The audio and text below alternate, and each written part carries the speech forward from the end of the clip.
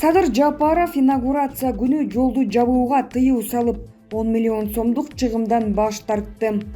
Садыр Жапаров инаугурация күнү резиденциядан баштап филармонияга чейинки жолду жабууга тыюу салды. 10 миллион сомдук чыгымга да каршы экенин билдирди. Инаугурация күнү жолдор жабылбайт. 10 миллион сомдук чыгым болбойт. Инаугурация жөнөкөй эле өтөт. Филармониянын алдынан эле залга кирет, ант берет, кайра чыгып кетет. Андан сырткары президент болгондон кийин баарынан ГАИнин коштоосун алып, жол жапканды токтотот деп жазды Адинай Марипова. Булак чындык чекит медиа. Ант берүү аземине кайсы президент канча сом короткон? 24 KG маалымат агенттиги ант берүү аземине Кыргызстандын мурунку президенттери канча акча коротконун жазып чыкты. Аскар Акаев туңгуч президент кызматына 3 жолу келген. Буга ылайык ал 3 инаугурациядан өттү. Бирок бул салтанаттардын чыгымдары жөнүндө ачык булактарда маалымат жок. Алгачкы жолу Аскар Акаев 1991 жылдын декабрь айынын башында ант берип, ошол эле жылы 12 октябрда президент болуп шайланган. Салтанат ак үйдө шаан шөкөтсүз өттү. Экинчи ант берүү аземи 1995 жылы 30 декабрда болгон. Президенттик шайлоодогу кезектеги жеңишинен кийин Аскар Акаев өкмөт үйүнүн дуалында кайрадан жөнөкөй түрдө ант берген. Иш-чара биринчи жолку сценарий боюнча өттү.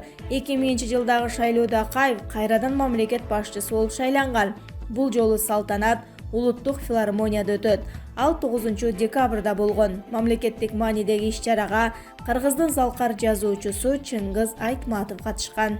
Курманбек Бакиев 2005 жылы президент Курманбек Бакиевдин инаугурациясы үчүн мамлекеттик казынадан 21 миллион сом бөлүнгөн. Анын ичинен 4 миллион сом орусиялык жылдыздардын катышуусунда кечки концертке жумшалган. Каражаттын көп бөлүгү өкмөт үйүнүн жанындагы фонтанды оңдоого кеткен, 12 миллион сом. Мамлекеттик аларча резиденциясы оңдолуп, өкмөт үйүнүн чоң залы шаймандар менен жабдылган. Жалпысына бул иштердин бардыгына 17 миллион сом бөлүнгөн. Белгилей кетсек, Курманбек Бакиевдин ант берүү аземи Борбордук Ала Тоо аянтында дээрлик 10 000 адамдын, анын ичинде чакырылган чет элдик коноктордун катышуусунда өткөн. Иш-чарага ар бир региондон 54төн өкүл чакырылган. 2009 жылы Курманбек Бакиев кайрадан мамлекет башчысы болуп шайланган. Президенттин аппараты Бакиев шайлоодо жеңип чыккандан кийин салтанаттуу иш-чарага 20 миллион сомго жакын акча коротконун билдирген. Роза Отунбаеванын инаугурациясына 9 миллион сом жумшалганы ачык булактардан белгилүү. Иш-чара 2010 жылдын 3 июлунда Бишкектеги улуттук филармониянын имаратында өткөн. Алмазбек Атамбаев Президент Алмазбек Атамбаевдин ант берүү аземине 10 миллион сом сарпталды. Ошондой эле иш-чара улуттук филармонияда 2011 жылдын 1 декабрында өттү. Роза Отунбаева Атамбаевга президенттин күбөлүгүн, төш белгисин жана мамлекет башчысынын штандартын тапшырган. Сооронбай Жээнбеков 2017 жылы Сооронбай Жээнбековдун ант берүү аземине кеткен чыгымдардын суммасы 8 миллион 404 миң 248 сомду түзгөн. Салтанат 2017 жылы 24 ноябрда Ала Арча мамлекеттик резиденциясынын Энесей кабыл алуу үйүндө өткөн. Замир Казакбаев Коопсуз шаар деген долбоордун түпкү максаты башка экенине эми ынанып отурабызбы, чынбы? Бул эч кимдин коопсуздугуна деле жооп бере элек. Экинчиден эч кимдин өмүрүн дагы сактаган жок. Тескерисинче жол кырсыктары көбөйдү. Тескерисинче мас абалындагы айдоочулар көбөйдү. Камераң жит сезбейт экен да. Мага ишенбесеңер статистиканы карагыла. Жаңы бийликтин кулагына күмүш сырга. Азырынча элибиз айып пул төлөөгө жөндөмдүү эмес. Себеби биз жумуш орундарын түзө албай жатабыз. Экинчиден жумуш орду болгон күндө дагы айлык маяна абдан аз. Дегиле эл төлөгөн салыктардан сырткары айып пул төлөш үчүн айлык маяна жок дегенде күнүнө 1500 сомду түзүүсү керек. Элдезгенди токтоткула айланайын өкмөт столбадагы камерасын чечип алып кете беришсинчи. Бутубуздан турганда чакырабыз. Отвечаю, чакырабыз. Ага чейин каныбызды ичип бүттүңөр. Кан деле суюлуп суу болуп калды. Кеткилечи бизден. Эгер айып пулдун жок дегенде 50% мамлекеттин казынасына түшүп атса дагы бир жөн. Чет өлкөлүк аферисттерди бага турган жайбы бул Кыргызстан деген.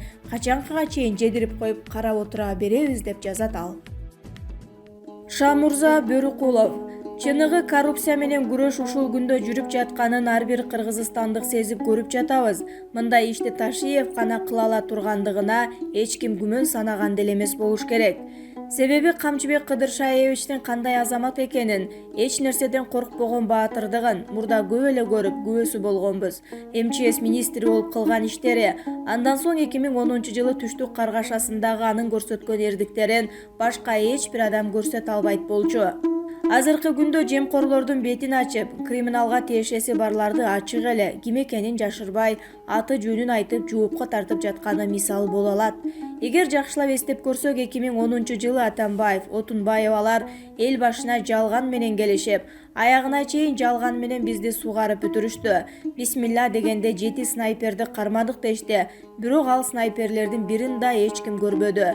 Ушул убактарда деле тыным жок. Баланча коррупционерди мынча миллиондор менен кармадык, террордук топторду колго түшүрдүк дешип мактанышып, түгүл КТРКдан байма-бай айттырышып жатышчу эле. Бирок бир адамдын аты ачык айтылганын, бир коррупционерди соттогонун уккан эмеспиз.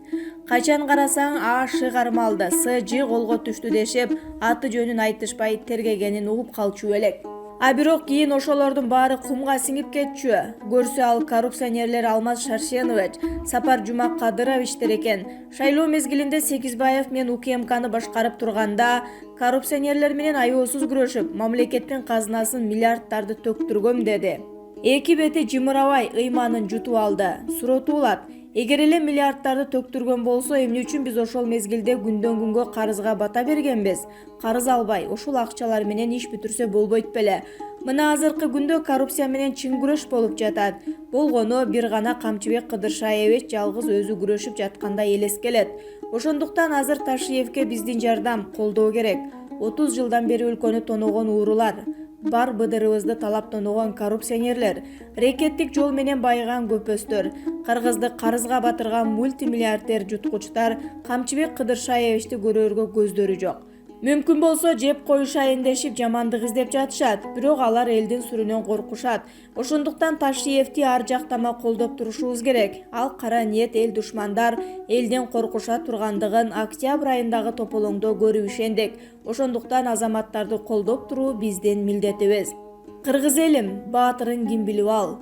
Тоодой жүрөк, болоттой курч кайтпаган, баатырмын деп төшүн кагып айтпаган, Ташиевдей азаматы бар үчүн кыргыз элим бийик жүрөт ар качан. Журтун алдап, жалгандан сөз айтпаган, жандай досун жоо үстүндө сатпаган, Камчыбектей азаматтын эрдеген күнөө болот, билип туруп айтпасам. 2010 жай мезгили күн баткан, ордолуу ош ичпей капар тынч жаткан, түн ичинде согуш оту тутанды, басып келген душманы жок сырт жактан, бир туугандай эки улуттун ичине убактылуу өкмөт болду от жаккан. Баштагандар бекиништи борбордо, жарабады ошко барып койгонго, Бакиевден калган мүлктү карактап, ячейканы бөлүп жатты тойгончо. Өзүн эмес, өзгөлөрдүн камын жеп, өмүрүндө арнап койгон элим деп, түнү менен токтобостон жол жүрүп, ошол таңда ошко барды Камчыбек.